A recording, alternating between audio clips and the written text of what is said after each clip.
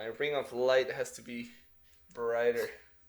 Okay, there you go. I'm ready for the OnlyFans. If I wanted to have an OnlyFans, I'm ready. I just gotta find people that are willing to pay for it. I think you would because you already have your niche internet fame. Like you're Yeah. actually you're like known as a meme creator. Like I'm always scrolling Twitter and then people are like, oh, sharing this meme by Edu. I'm a niche, like, micro celebrity on the internet. But I don't like, I think that people follow me for my shit post. They don't want to see my feet. Like, you know what I mean? Like, I don't think anyone would be willing to You do never that. know. I think you'd be a hit with like cougars. With Like cougars? you can find, yeah. I can do cougars. And sugar mamas. Like I think that's a good deal. I could do sugar mama. All right, all right, all I right. could use a sugar mama. Yeah, yeah, yeah. Clap, clap, do the clap.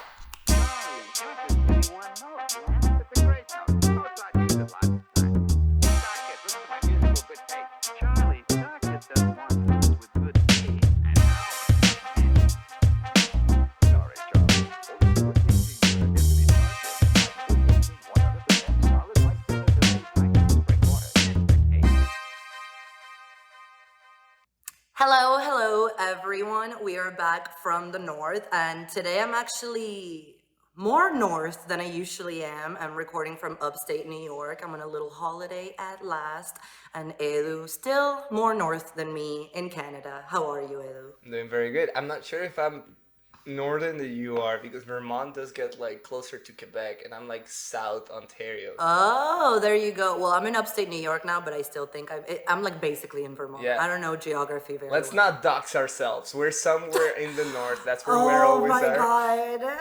Somewhere in the north. Okay, so we have a very special episode today. Well, I want to first of all say all the things we always forget to say. Make sure to check out our previous episodes, particularly we're very proud of the last one. We had a conversation with an international affairs lecturer, Florida Sophia. We've gotten a great response on what she said about disinformation, how dictators use social media to spread propaganda. So make sure to check that out and like it and send it to people and comment on it. And also please subscribe to our channel so we can keep doing our thing and having these chats with you. So today our expert is actually our very own Elu. This is an episode that we've been wanting to do for a while. Edu is an engineer, so he's actually an expert on the topic of energy, oil, nuclear energy, all of this. And it's a timely topic because we've been seeing these crazy, or not crazy, I guess, depending how you read them, protests about oil and energy production. So, Edu, welcome to From the North. Thank you. So happy to have you. It's been a dream of mine to be in this show. It's thank you for having me. I will try to bring some insight in my field of work. I'm not I'm not an expert. I know enough. I work in the industry, in the energetic production industry.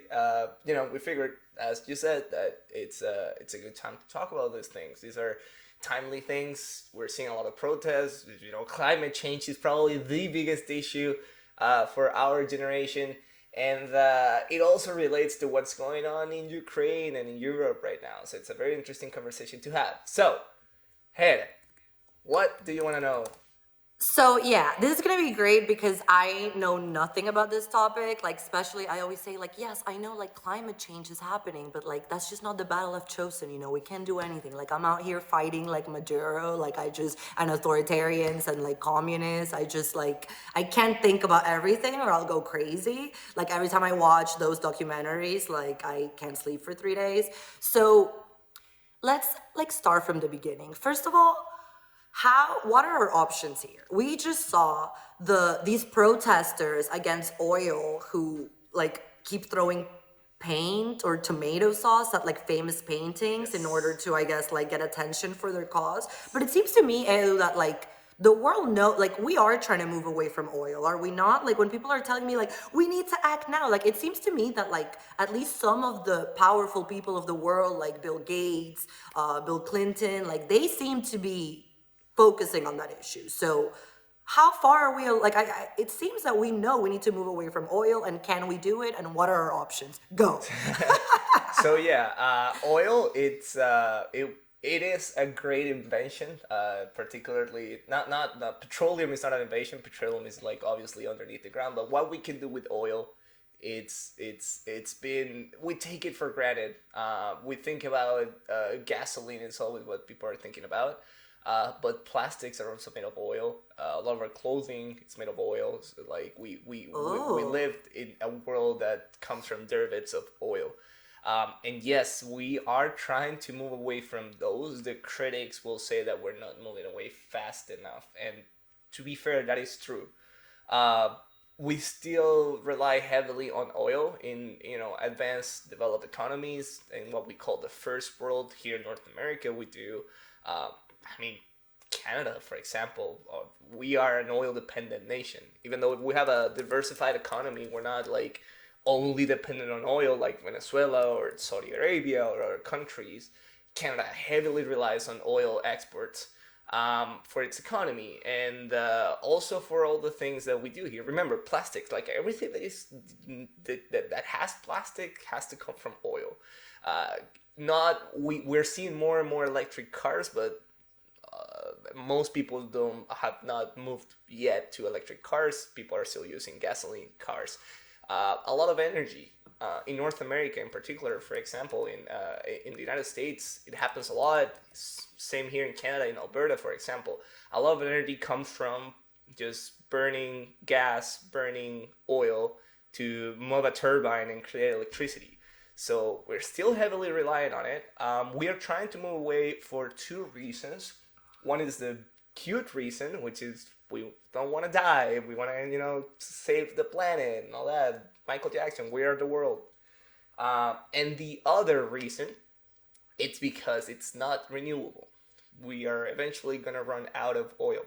So even if we disregard the environment entirely, if we just keep having this Right. unsustainable model of production, eventually we're going to run out of prime like matter to like do this to begin with. I feel like this is something like coming from a nation that relies on oil that we always like knew. I feel like this is something I learned when I was two, like the oil will one day run out. Yes, the oil will one day run out, and that's gonna have a lot of consequences economically, but also in the way that we sustain our livelihood today. People don't talk a lot about this, but right now we're seeing, like we saw last century with Europe and North America and South America, and China, for example, in Asia, which is fast developing, fast growing middle class. When that happens, you have a lot of need for new oil, new derivatives of oil, new plastics, new gasoline. And we're still seeing that. Now we're seeing it in Africa. Africa, it's developing quite fast, and like they having a population boom. Like it's insane. So even though we might see ourselves here in these countries as we're moving away from that, globally we're actually increasing consumption of oil. Right, so that's a good point. Like the countries that are just now developing and exploding, they're like at the beginning of this journey where they're just like completely on oil, whereas it's only really the first world that's even trying at all to move away from Yes, it. yes, that's pretty much it. Because we have reached a point of industrialization where we can actually, because let's not kid ourselves. This is something that people don't talk about too much. But moving away from oil, it's very expensive, and poor nations Right. can't really afford to do that. So this falls into a common thread in this podcast, which is like the first world can focus on issues that Yes. nations that don't have the resources or the history or anything, like social issues, like LGBTQ rights and climate change. Yes. Like it also seems like it's like a first world. So, this is the thing I feel like where people get like uninterested and they feel like there's some lying going on, because like I remember watching like this Leonardo DiCaprio documentary, and it was like the process, like Miami will be gone in 7 years or something like that. And then people, so what is the timeline? Like I feel like this, like how urgent is this? Because as we talk about in this show, like there are so many issues in the world, but we gotta prioritize. Like we've said in the show, like right now Putin is an enemy, so we like have to focus on that and not like moving to like the energy problem. You know what I Yes. mean? So like in the like list of priorities, how urgent is this? I would say it's very urgent. Um, and you know, everyone's saying that. Like every climate activist say that, but like the reality is that it is. And the problem with climate change as an issue is that we are not going to see the effects of it immediately. So we may not see it as a priority, but when we advocate for climate activism and moving away from unrenewable energy and other polluting sources of energy, it's because we really need to start changing the way that we work as societies, as economies today, so the effects in 10, 20, 30 years are not as devastating as they're going to be. But that's precisely the issue. It is urgent. Like, this should be at the forefront of every policy that most politicians in the first world and in developing nations have. But because it's not an immediate threat, we just keep like moving it away, and And also because putting it to in the background. fight immediate threats, it seems that to fight our immediate threats, we cannot also work to move again like away from oil, because as we've seen like things happening on the show, like for example, like in the US, Biden like stopped the pipeline, what's it called, the Keystone Pipeline, Yes. whatever. That puts us at a disadvantage when we are now in a proxy war with Russia and they have more energy than we have, and we would be better off if we had in the fight with Russia if we had that pipeline, wouldn't we? Yes, but also at the same time, and this is a very complex and very interesting topic, but at the same time, if the European Union, if they wouldn't, give their backs to nuclear energy the way they did, not all of it. France, it's doing pretty good at nuclear energy, but for example, Germany, it's not. Germany is shutting down plants, and Right, a lot of other right. And countries I are want to doing move it. into that because that's one of the big questions I have, because people like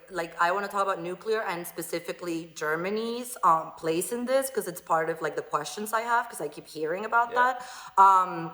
But yeah, in terms of like to close off the oil part, Yeah. like we talk about like why did Bush like stay friends with Chavez and didn't care at all about what he was doing. He was relying on that oil while he was like at war in the Middle East. Yes. Like so many like issues like that, where our dependency on oil like prevents us from going against authoritarianism. Yes. I do want to touch also, because these protesters who are anti-oil, and we talk about how progressivism sometimes like is completely going the wrong way if they really want to help these causes. What do you think of these protests? Like now they seem to be becoming very, very popular. This is the new thing. Also, vegans love to just go into stores and just like fuck shit up, and it makes no sense because it's working class people have to clean this shit up. So I don't really understand it. It's performative for sure. You could say that you agree or disagree with the message. I mean, in principle, I agree with the message of the people that are anti-oil. But when I see them throwing tomato sauce at a Van Gogh painting, I kind of want to work for big oil now, and like I want to accelerate climate change and have all of us dying now just because of how mad I am at those people doing that. So it's not really having any effect. It's more performative than anything. If anything, it's having the opposite effect, because the only people that are gonna like that type of protest are also some wacky like vegan, like and everything, and like we sound like a scratch record, but we need to say it again. Yeah. That's the issue with being an advocate for a cause and being reactionary about it rather than Right. like being And a true basically, advocate. that's what we want to do in this episode. We want to get to like the truth and maybe like the solutions that we can have without all like the stuff that will actually turn people off that aren't quite convinced. Yes. Because what is like democracy and politics about is convincing people that what you care about, they should also care about. So let's move to nuclear.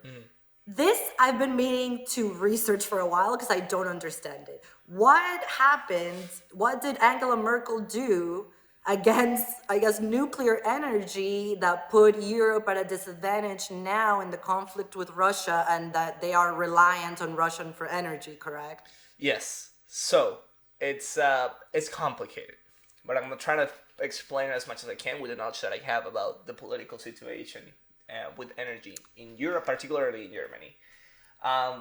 Germany had nuclear plants. Nuclear plants, they're costly to operate. It's not easy to. It's not cheap. Sorry, to have a nuclear plant operating. But the most important part is that you need to have high standards of security and operation in order to not have a Chernobyl, a Fukushima, a 3 Mile Island type of incident. Um, what happened is that in Germany, in the German society, German politics, uh, there was this group of eco pro eco movement type of people. And these people advocate for new sources of energy, clean energy, such as wind energy, such as solar energy. Okay, okay. But they Yes, stand because against. there's a lot of like the real progressives are against like nuclear, right? So that was my Yes. question before. The options would be solar and what you just Solar, mentioned. wind Okay. energy, which Okay. ultimately is what we should be looking towards. So that's what we should have at the end. Because remember, nuclear energy, it's clean, but it's not renewable. You, And also the waste, right? I hear these activists a lot that we don't know what to do with the waste. What's up with that's that? honestly that's bullcrap. Waste, yes, you generate waste, and yes, you have to like store it for eons. Like it's radioactive material, you're gonna have to store it for thousands of years. But it's not a lot. It doesn't take a lot of land. It's like Oh, I had fallen for that misinformation no, then, because I thought that was like the main like argument against it. no. It is an argument. It is not a valid argument. The one argument that I will say that it's valid against nuclear energy, well, again, it's that it's not renewable. We only have so much radioactive fuel in the world that we can use. What? It's also non-renewable? Then what are we doing It's not. here? It's clean, but it's not renewable. It's clean. It doesn't pollute, but it's not renewable. So this would also be another short-term solution? That's exactly what it is, and that's why nuclear advocates like myself, when we talk about nuclear energy, we call it a bridging strategy, because this is what's gonna give us time so we can continue to develop renewable and clean sources of energy, such as wind energy, such as solar energy, etc., etc. We need it. It's the most essential part of this plan. It's for us to have nuclear energy so we can get there. But we are not quite there yet. So now we need nuclear energy. It is not renewable, but we have enough to last us probably a couple 100 years, so we can move into that phase later down the road. So, okay, it seems like with everything, like in all these like heated debates, this is also part of cultural debates that we have. It's not one or the other, but somewhere in between. Like you're basically saying, like we need both. Like we're trying to get to like, okay. So what are these? Because the anti-nuclear movement is like huge. So is that literally what happened in Germany? That Yes. they won? There's an anti-nuclear lobby that got very powerful in Germany, and when a lobby gets powerful, they get away with this type of policies. So they started shutting down nuclear plants and relying more and more in coal and gas, which is stupid because it doesn't really like get you to where you need to be. But here's the key part of all of this: these lobbies allegedly are funded by Russia. And why would Russia? Oh my god, I was just gonna ask. Because it seems strange to me that like the type of activist that would be anti-nuclear war would have the type of resource and power and money to literally change policy completely in a country like Germany. Exactly, you're connecting the dots now, right? So yes, these people are funded by the Kremlin because, not like, I'm not saying that like necessarily that these people that have the wrong idea about climate change and nuclear, they're there to like because they love Putin, but their interest and Putin's interest are one and the same. So it's like the anti-war activist. Yes. Like it's the same thing as like Code Pink, Yes. but in a Oh Yes, my yes. god. So- This is literally like a total like arm of the topics we're always talking about. yeah, it relates. It goes back to what we talk about. It goes back to authoritarianism. And if Germany, for example, and the other countries in the EU hadn't shut down their nuclear plants, they wouldn't be as dependent on Russian gas as they are today. We wouldn't see ourselves in this situation that's gonna be coming in this upcoming winter. So yeah, comes down to Russia once again. how is this and this? I always go back to the same thing. Like I was talking to Sophie, like, why is the CIA not doing something about this? Like I wish they like how are if this is true that these groups, these lobby groups are funded by the Kremlin, how is there not a counter fight for that? Like, you know what I mean? Like, how are these like pro-democracy intelligence groups or whatever it is not fighting back? So like Putin is not running policy in Germany. So what happened was, and now we're going back to like politics and geopolitics in general, is that when the Cold War ended, the U.S. and its foreign intelligence services and their influence abroad kind of decreased, and Russia did too for a bit. But once Putin took over, he pretty much revived like the Cold War era type of like intelligence, and that's why even though Russia is not as economically powerful or as military powerful, they're getting their ass kicked by Ukraine right now, but they're still spreading their influence quite fast with this type I was just gonna say that, like, psyops. everyone, when you try, there's like a lot of people that when you try to portray Russia or Putin as a threat, they just laugh at you because they'll just point to like it's a crumbling economy, it's a crumbling country, but it's so much more complex than that because they are fighting and it seems winning in the areas that they can. Like I always say, like they can't win economically, they can't win militarily. So they're just low-key like producing policy in Europe. Yeah, in America too. Like who do you think it's ducking out the flames of the culture war in the U.S.? It's Russia. Russia is like partially behind what's going on. And yeah, it comes back to the energy crisis in Europe right now, and that's another thing. That's another thing that's important, and that goes beyond of Russia's influence, and this goes to like directly responsibility of these governments. So the UN every now and then sits down, gets all the nations together, the most powerful nations in particular, and they get them to sign an agreement on cutting down carbon emissions. So to talk a little bit about carbon emissions, these carbon dioxide, it's the result of combustion. When you have an organic compound, oil, wood, whatever it's organic, and you burn it with oxygen, you're going to create carbon dioxide or carbon monoxide. These two gases are very bad for the atmosphere because they're going to trap the radiation that's coming from the sun. Wait, is this the same? This may be a dumb question, but I really know nothing about this issue except that I also know that eating meat is very bad because of the cow farts. Yeah. Is that the same? Cows, they fart methane, which is another. Oh, okay, I was confused. No, but it works the same way as carbon monoxide or carbon dioxide. It is a gas that gets trapped in our atmosphere, and what it does, and what like climate change. They call it in Spanish efecto invernadero, greenhouse gas effect. So the greenhouse gas effect is being talked about a lot, and what it does is that it traps the radiation of the sun from leaving back into space, and it increases the temperature of the earth. That's all it does. And these countries sit down and they set up limits, and it's like by the year 2050 we're gonna decrease our emissions by X amount. But the real issue is that they're not completely cutting down their emissions. They're just moving it away from their own countries. So instead of being themselves the ones responsible for these emissions, they're just sending the part that actually creates this pollution away from their shores and into some other country. But they're not really doing much for the environment. So for example, Canada, it's still, like, as I said, it's heavily reliant on oil. And what happens with that oil, it's very polluted. We're just not doing that here. We're just exporting that oil. Some other countries can refine it, and they would. It's interesting because it's Canada's such like a progressive country and a government. So it just goes to show that there is only so much you can do as things stand, even if you're like a progressive government. 100%. When it comes to this issue, you can only control the emissions that you have in your country. But if the global economy and your economy still depend on a polluting model, you're just gonna move away the parts. It's as simple as that, right?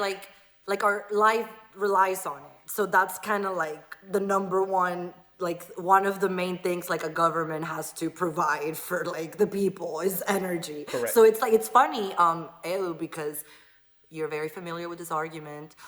Like anytime the U.S. tries to, with diplomacy or sanctions, intervene in other countries where dictators are getting ahead, like Iran, Venezuela, the tankies and like progressives or far leftists will always say like, oh, they just want the oil. They're intervening because they want the oil. But what I find is the reality instead is that more often than not, they don't intervene because they need the oil. Like, what's like the negotiations with Iran over, like the situation with Russia, with Venezuela? More often than Yeah. not, we let bad actors continue acting badly because we need the energy that they provide. Absolutely. That was an issue in the 20th century when, you know, colonialist, imperialist powers like the US, like the British, like the Soviet Union, let's not forget about those either, they would enter a country and conquer it over, you know, having control of oil. That doesn't happen anymore. That happens with diplomacy. And that's why you have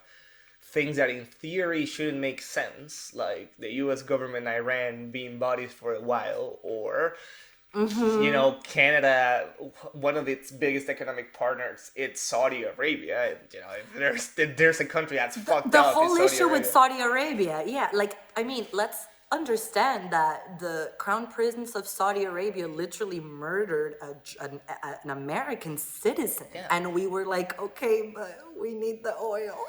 That's exactly what it is. We need the oil, and like these people are great partners for like commerce in weapons, in guns.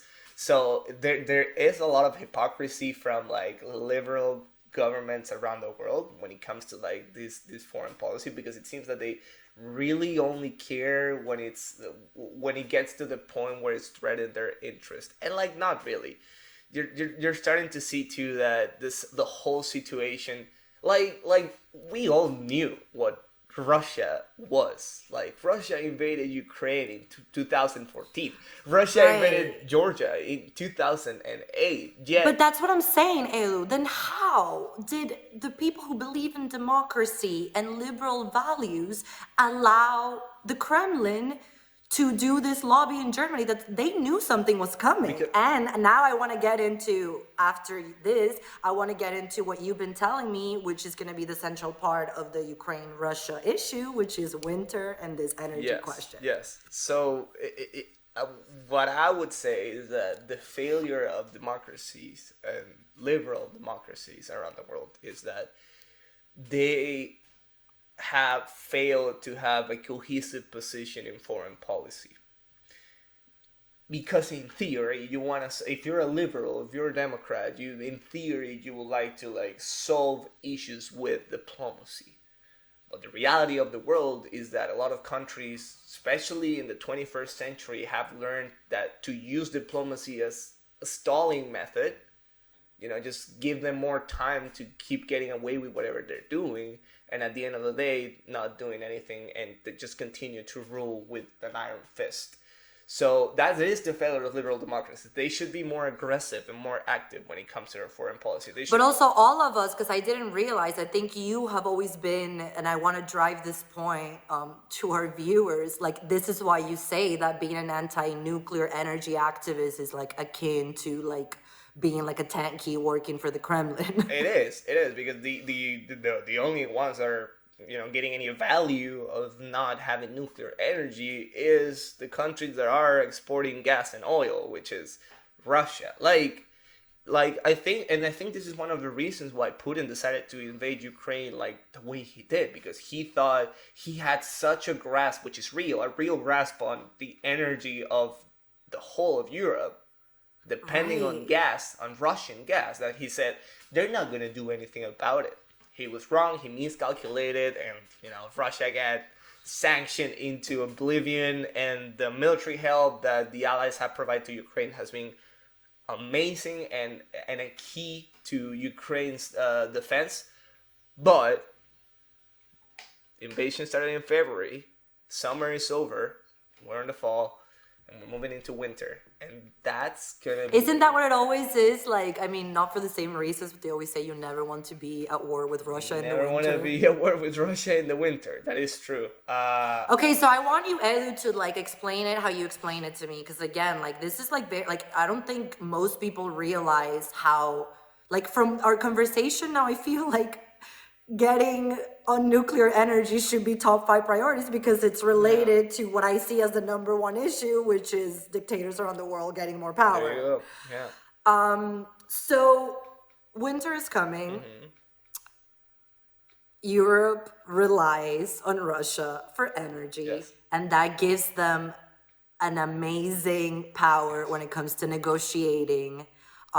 As we'll probably see, like right now, as you're saying, Ukraine's doing like it's doing well, but that might change. And as winter comes, it's just a great time for Putin to offer some type of negotiation or truce Yes. that would most likely include ceding territory officially to Russia. Yes. So tell me about that. How do you think, as it gets colder, the war is going to be affected by this topic? So, like you said, a lot of Europe depends on Russia for its energy, for its gas, in two ways. So, now getting a little bit more technical now, but there are two ways in which Europe depends on gas. One way, it's directly using gas to heat their homes. It's having a gas heater. Like a lot of households in Europe have that. The other way is that in some regions of Europe, the energy that they consume gets produced by boiling water, by burning gas. It's you can call that thermoelectrical generation of energy. So as we move into the winter, and people say, why the winter? Like people are using energy all the time. Yes, but people use a lot more energy when they have to heat their homes. That's gonna be tough. That's gonna be tough because the up until, remember, the Russian invasion happened only what, 7 months ago? I think like Yeah. 8 months ago, It was in February, in yeah. February. So up until that point, Europe got itself into a point where they built their entire energetic and heating system around having gas provided from Russia. That was First of all, whatever. I need to now look into like the starts. Like, who thought that was ever a good idea? Like from the start, why? But I'm gonna have to read lots of books about this, I yes, guess. yes. But like, remember Nord Stream, like 1 and 2. Like, there's a reason why they exist. These pipelines that go underneath the sea, and they go from Russia all the way to Germany. I think it's where they connect. They exist because that's how much gas a country like Germany needs from Russia. And it's not only Germany, it's like a lot of, especially if you go to the east, if you go to, like, I believe Italy uses a lot of gas from Russia. I believe the countries from the Baltic use a lot of gas from. And why, again, this also may be a dumb question, but why do we focus in Germany when it comes to the question about nuclear? Because it was the only like European country that was like getting on it, or It does was Germany provide the energy from Russia through to other nations? Like, why is Germany so important? Germany is important because Germany is the heart of Europe. Germany is the most important country in Europe. Germany is the most important diplomatic. I would say diplomatically, it's the most important country in Europe as well. It's the center of the EU. So and they did pretty bad with when it came to nuclear energy and relying on Russian gas. But that is a good point. It's not only Germany. A lot of other countries also became heavily reliant on Russia, and they're suffering the consequences right now. And not only the consequences, but potentially it's making them so they might be somewhat allies to Russia. Like I said, What, but like I said, but could like Putin literally be like, I'm cutting off the like from this pipeline? Like, is it as easy as that? Like, you're not getting energy. yeah, it's as easy as that because they control the supply. So if you don't want, if you're not taking my gas, I'm just gonna cut it away from you, and good luck. And going back, So didn't we already lose? I'm sorry. What am I missing? Like, if he has that power where like people need energy to survive, like what are we doing? Didn't he win already? that's where we're gonna have, or the international community is gonna have to figure out no alternatives. So one alternative is to import gas from other countries. Import gas. The issue with importing gas is that for you to move massive amount of gas, there's only two ways of doing it: through pipelines, like Russia was doing it, or by gas liquefaction, which is a relatively expensive process because you need to like cool down the gas a lot to a point where it actually becomes a liquid. You can put it on a ship and then move it to a different country, unload it with a very dedicated facility that it's made for liquefied gas, and then you can turn that back into gas and use it. It's more expensive, it's more difficult, but it's the only alternative that Europe really has right now, the way as I see it, I guess, to source gas. And of course, they could just stop using gas and go back to nuclear and reopen their shut down nuclear plants, or stop shutting down the nuclear plants that they had plans to shut down to begin with. But how long would that take to be able to fully go from oil reliant to nuclear reliant? Decades. It will take decades, but they have to start. They have to start at some point. And in the meantime, the bridging strategy, like I said, would be to use liquefied gas. And that's on them. That's on them because they didn't need to be in this position. They, why they chose to do that, it's beyond me. I can't believe my girl Angela Merkel allowed this, but now that I hear the explanation, like, it's funny that people just blame her, because if a lobbying group is being successful by tricking your democracy, that's not Angela Merkel's fault. So this makes more sense to me, because I was like, why do I keep hearing that my girl Angela fucked us all up? To be fair though, I do blame her. Like, okay, explain. It's, yes, like, obviously there is a lobby, but you know, as a politician, especially because, like, there are lobbies that are putting your national security in threat, and like, this is one of them. Like, this could have been, like, everyone who knew how energy dependency worked in Europe could have seen this coming a million years away from. Well, as I said, it should have been a priority. It should have been in a any priority. case, fighting that lobby for sure. 100%. So, Edo, it seems most likely to me that we know how the Russia-Ukraine situation is going to go this summer, especially because we're Venezuelans, so we have seen the negotiation table so many times before. So it seems to me that he has all the power this winter to say, like, okay, let's sit down now. I have the energy, you give me this, and we can call it truce for now, but we know that's going to be for a few years until they come back, how it happened with Crimea. He has leverage, that is for sure. However, this might be wishful thinking, but I have seen, let's say that Europe and the allies and everyone behind Ukraine has proven me wrong ever since February. Like, I thought that if Russia were to invade Ukraine, the world was just gonna sit still and do nothing and just let it happen. But they actually stood up, they sanctioned the hell out of Russia, and they've helped Ukraine in an incredible, crucial way, as they've done so far, with military equipment, military training, etc. Yeah. I would hope to see that situation continues, because as far as we've seen from the side of Ukraine, from the Ukrainian government, they're not willing to give up an inch. If anything, they're looking to take back territory that was taken from their as far back as 2014. They want to take Crimea back. They want to take all of the Donbass back and the Luhansk. So if the allies are still standing behind them and, say, you know what, we're going to take the hit this winter. We're going to have to buy more expensive gas to supply ourselves, but it's important that you win, then that will be great. The other situation, however, is like you said, that they just go to negotiations. On that, do the allies have the ability and resources to help Europe through energy? Oh yeah, I mean, the allies crisis, if it comes to that, like, could the allies, like the US, I don't know, the UK, say, like, please don't become the Kremlin's ally and we can assist you in this energy war? Do they have the ability and resources? Yes, however, we are in what pretty much everyone but the actual governments are calling now a recession.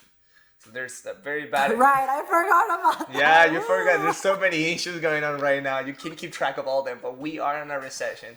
And you want to limit spending in this type of situations. That's gonna have to balance out. Like, it's crazy, and we have economy. a U.S. president who's incredibly unpopular. Yes. So how is he gonna get support for this shit? I mean, you know what? Like, we say that a lot, but the midterms that are happening in a month from now, I think, they are gonna be crucial not only for the United States but for the whole world. Because in order for the U.S., who's, let's not kid ourselves, it's the main biggest ally, it's a leader of the allies against Russia, and in favor of Ukraine. If they get a House of Representatives and a Senate that's more friendly towards Russia, more isolationist, and they don't want to help out, that's going to be difficult for the administration to actually make it happen so Ukraine can survive the winter. A Tulsi-like Congress. By the way, we have to mention that finally Tulsi has left the Democratic Party over her. She's Wow. like so angry that the Democrats have Supported Ukraine. decided that yeah, like that was the final straw. She's now officially out. God. Yeah, I mean that's another conversation, and we tweeted about this on our account for Twitter. But we're not. If you've watched this show before, you probably know we're not fans of the DSA. If anything, we hate the DSA. But it's gotten to a point where you see Tulsi supporters yelling at Alejandra Ocasio-Cortez for supporting Ukraine, which is that like I don't know what timeline is this, but it's so funny to see that. Uh, why? Yeah. All right, so to talk about solutions then, although I did want to bring this up, there must be, why is there a connection between, isn't it true, I remember hearing that Venezuela has like the most natural gas in the world or something like that? Yeah, we just don't have the capacity to extract it right now. Typical. Yeah, kind of. But why, first of all, why is it, what comes first, chicken or the egg when it comes to all the bad actors in the world and countries under regimes being the ones with the energy power? Like, how come? It's just a matter of well, we could get very conspiranoic on this one, but I'll just say it just so happened to be that way. When you are a country with a lot of resources, you tend to go authoritarian, for one reason or the other.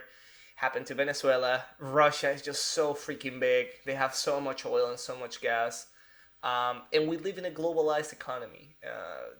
I will say that was the main issue with globalization is that globalization happened to such extent that democracies and authoritarian regimes became dependent on each other. Totally. It's the same thing we were just saying. Like, I actually, like, I think this is my new theory about that. It's that in these countries that have these resources that the rich countries may not have, so when a dictator does come to power, he is better able to utilize these resources to stay in power forever, and the free countries can't do much about it because they need oil. They need oil, or like it's not only oil. It's now we're like to expand on that topic. It's like grab the closest thing that you have to you. Like I don't know this I don't know this cap that I have here. It's made in China.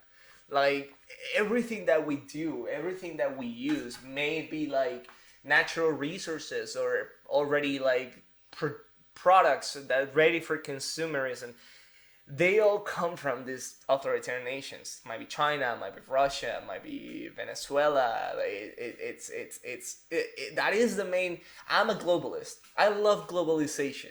I think that's what we should be aiming for. But the failure of globalization as it is today is that we have not limited globalization to democracies and liberal nations. We have become dependent on this authoritarian regime, and when it comes to their imperialism and when it directly crashes with ourselves, with our own interest, with our own sovereignty and territory, we don't know what to do.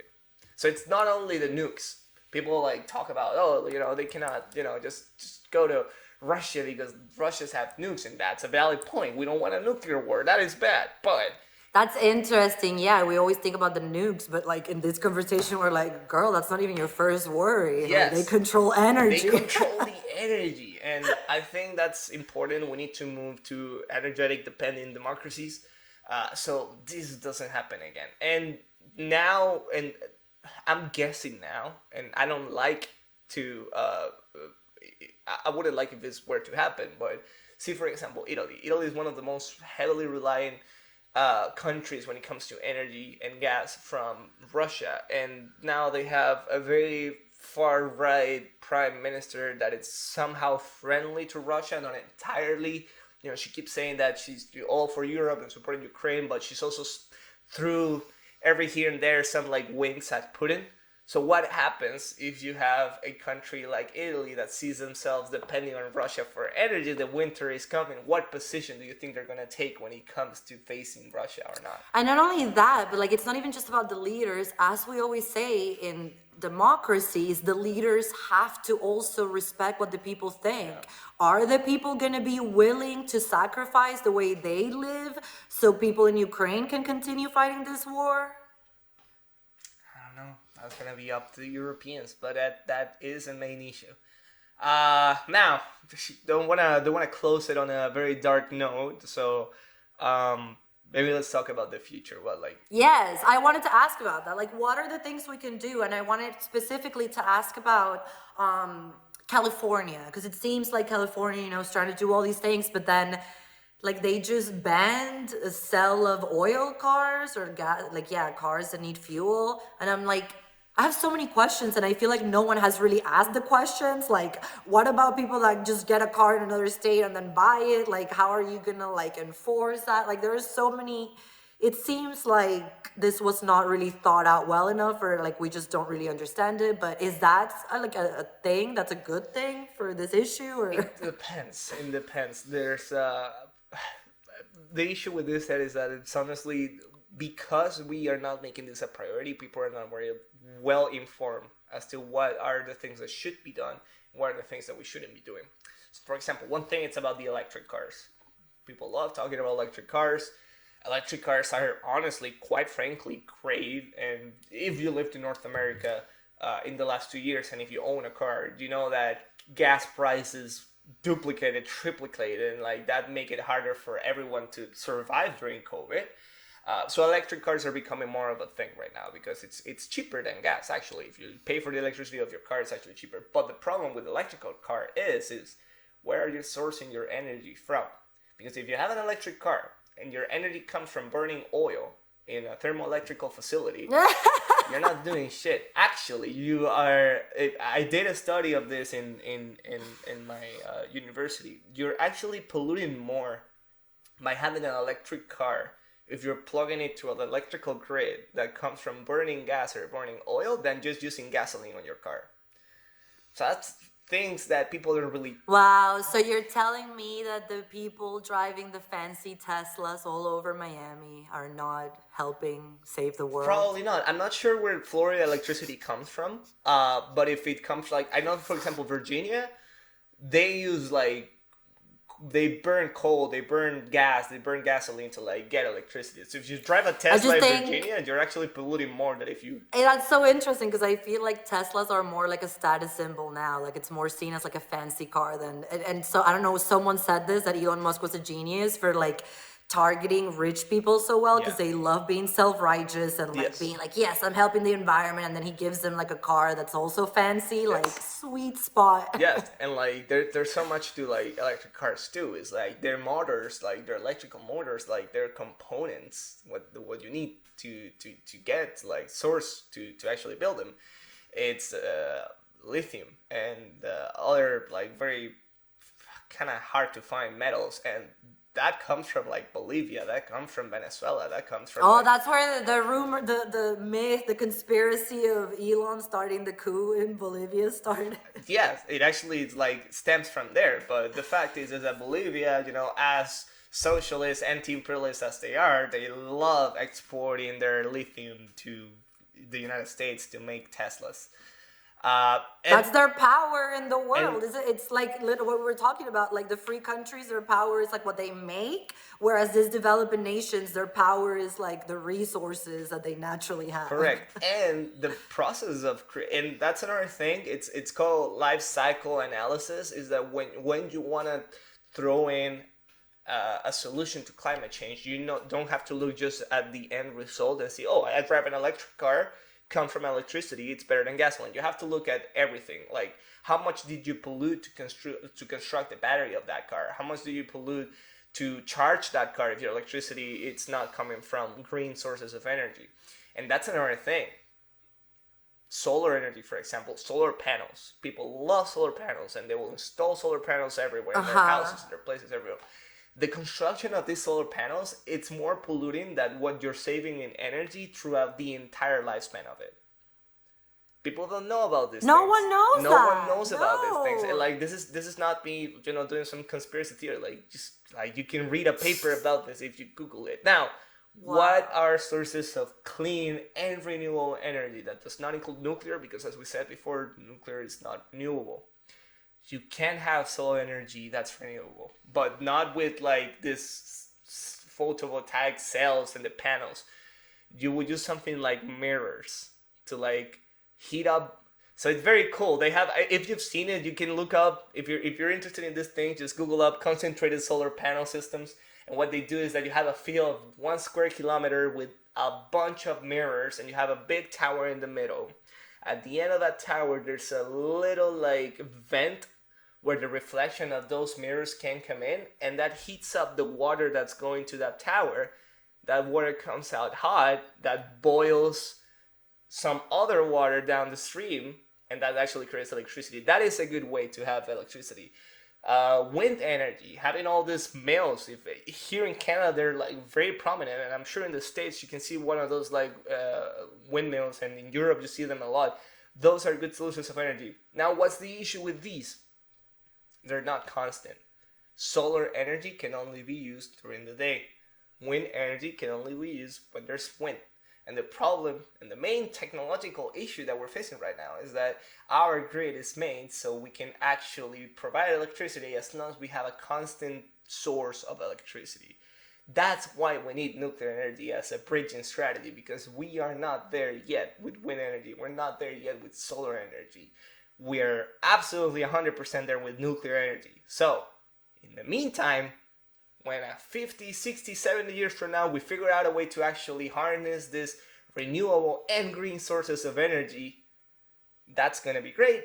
But in the meantime, we need to use nuclear energy. So say yes to nuclear energy, and if you ever see someone that's anti-nuclear, tell them to shut the fuck up.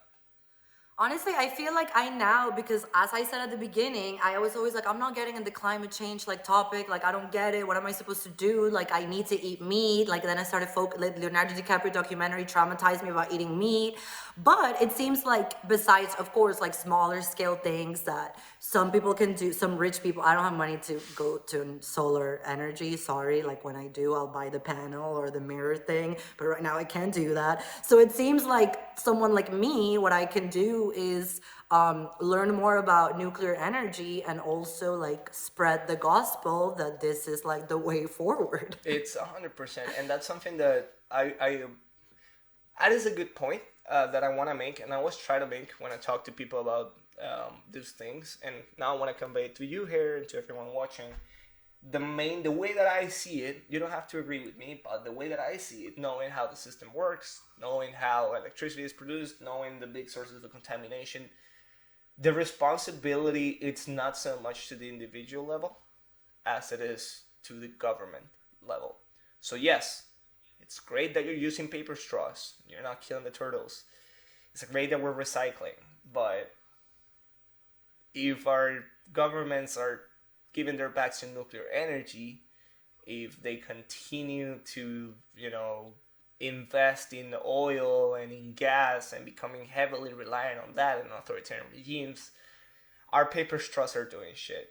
So, And so are the electric cars. Look at like, who would have thought? Because it seems everyone thinks this is the solution. no, The exactly. electric cars. So are the electric cars. So if you want to see a change, if you're really concerned about climate, and you want to become a climate advocate, the real way to do this is to pressure government. So like talk to your local government representative, and make sure that they get the message across, all these concerns that we have, because the real change can only be made at that level. Things that we do on our own, they are great. If they make you feel better, go nuts. But in reality, it's a blip. We're not doing shit as long as the guys in power continue to do what they're doing. That's right. And our viewers are very concerned about the fight for democracy around the world. And I think this episode really shows you how it's all fundamentally connected. And we can't win on one side if we're not also fighting on the other battleground. So thank you so much, Elu. I actually learned so much today. No Wow. problem. What a It's a day well spent. And thanks everyone for watching. Again, please comment, like, subscribe, tweet us. You can curse me out on Twitter, anything you want. And yeah, we'll see you again in 2 weeks from the north. Oh, actually, we may see you a little before that because Edu and I want to talk about the Biden administration's treatment once again of Venezuelan migrants and this topic. There's been some developments, but we think that issue, just like the issue we just discussed, deserves its own time and attention. So we'll talk about that then.